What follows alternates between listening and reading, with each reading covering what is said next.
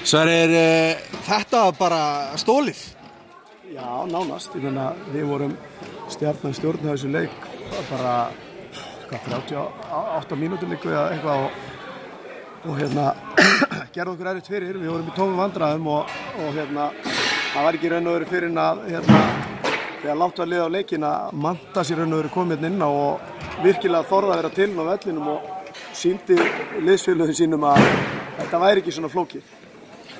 Þannig að hann byrjar með kafla og svo bara fylgdu menn eftir. Þristan ekki að detta, hvað í gangi með það?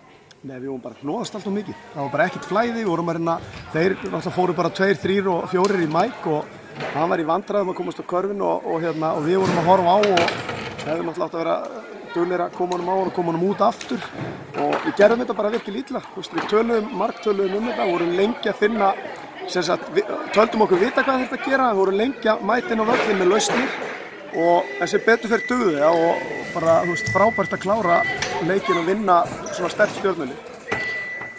Þvílíkur varnarleikur sem að spila þar, þetta var nú ekki mikið skorað í kvöld hjá báðum liðum. Er þetta uppleggið fyrir veturinn að halda þessu svona? Já, ég meina við ætlum að reyna að spila góða vörn og halda liðunum í þessu lágu stigaskor og mögulegt er það einhver líkurnar á við vinnum af því að við erum með mörg vopn í sóknin og eigum að geta skorað svolítið.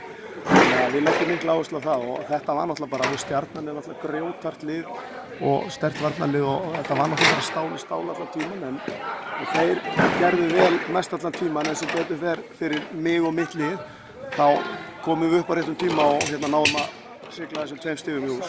Hvernig leiði þér í skotunars Dubry í lokin þristurinn sem hann setti hana? Sástu þetta ofan í allan tíman? Ég sá þetta ofan í allan tíman af því að hann kom hlaupið svo grint og hann fór svo samfærandi og ákveðið upp að ég var alveg, mér leið mjög vel með það. Engin spurning. Takk fyrir þetta Sverrir og gangi ykkur vel. Takk fyrir.